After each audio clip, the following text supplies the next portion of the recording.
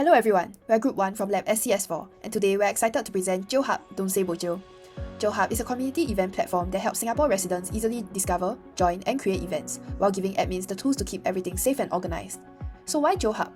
Community events in Singapore are everywhere, but scattered across different platforms. This makes discovery difficult, event management messy, and moderation inconsistent.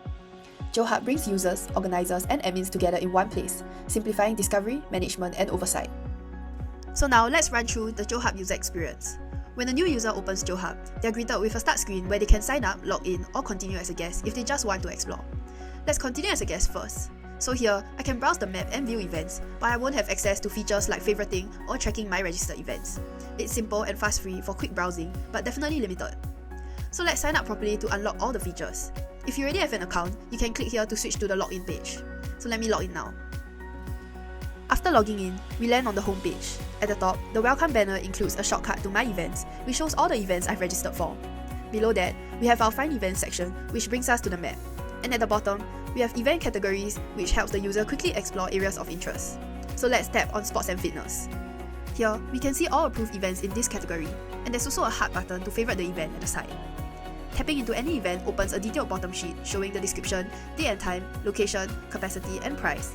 And at the bottom, there's also the Add to Favorites button and a registration button. So let's say I want to register for the basketball session at Block 123.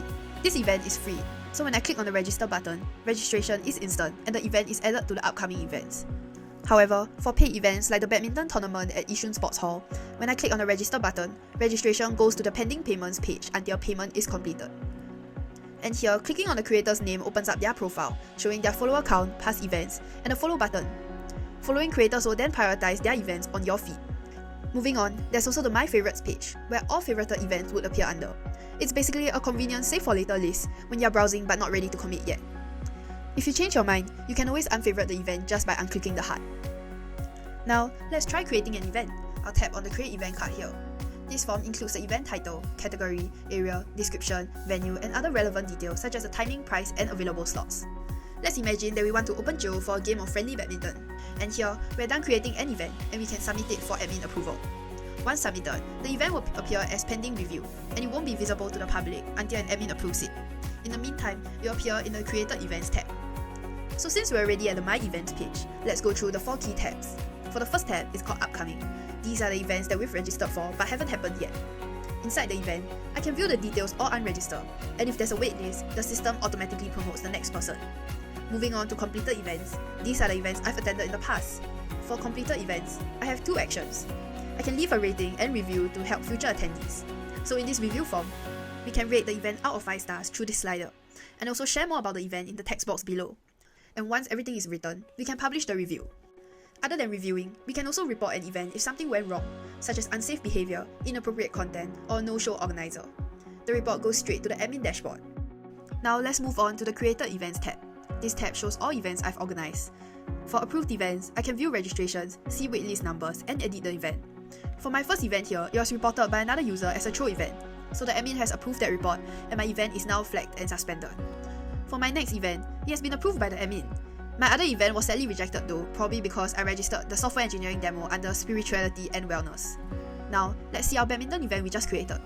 The status is still pending approval, but we can edit any event details even after submitting the event creation form. However, for events that have already been approved, such as our end of finals party, if we choose to edit any event details such as increase the capacity, it will change the event status from approved back to pending approval. This is for transparency purposes. Now we've reached the last tab, which is the pending tab. So paid events that I've registered for but haven't paid will appear here. Users can proceed with payment or simply remove them if they change their mind. And after payment, the event moves to upcoming events. Next, let's move on to the map view. This screen displays the entire Singapore map, highlighting the 2 important types of locations, community clubs and ongoing events. The blue pins represent community clubs, and these are fetched directly from the gov.sg API. The coloured pins represent all the events happening within the selected area. If the map looks a little cluttered, users can easily hide or show the CCs with a single toggle, depending on what they want to focus on. At the top of the screen, we have a search radius slider. Users can adjust this radius anywhere from 1 to 20 km. When the radius is adjusted, a circle appears on the map indicating the active search area. Only events within this circle will be displayed, and the circle moves as the user pans around the map. But if the user wants to keep the search area fixed while exploring, they can tap on the lock button at the top right hand corner to lock the center point in place. All events that fall within the selected radius appear as colored pins on the map, and each pin is color-coded according to its event category for easier visual identification. If an event catches the user's eye, they can simply tap on its pin to open the full event details, the same detailed view that we saw earlier under the category section. To make event discovery even more personalized, users can open the filter panel. Here, they can narrow down events by choosing specific categories, selecting a particular area, filtering by organizer type, showing only events hosted by creators they follow, or limiting the results to free or paid events. Once the users apply these filters, the map updates instantly to show only the events that match their selected criteria.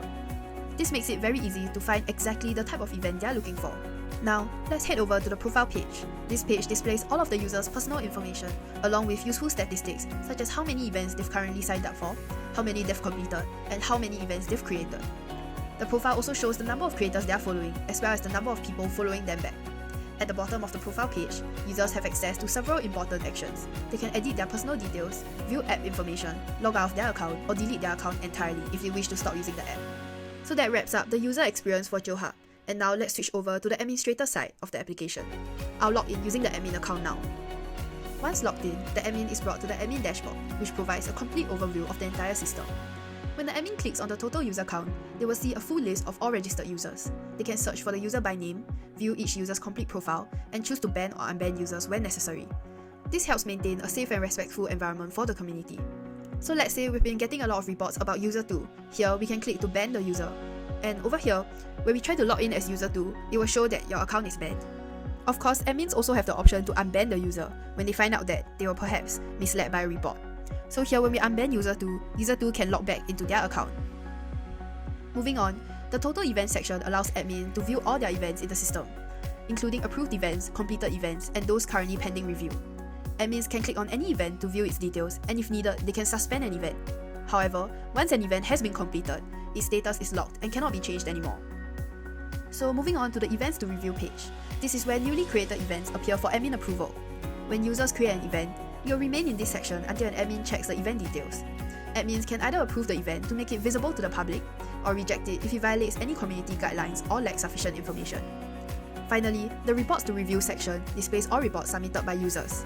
Admins can review the issue raised, examine any attached evidence, and take appropriate action, such as suspending an event or warning the organizer. This ensures that the platform stays safe, trustworthy, and community-friendly. And that concludes our walkthrough of Jiohub.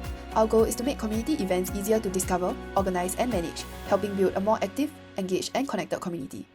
Thank you, and we hope your journey with Jiohub begins today.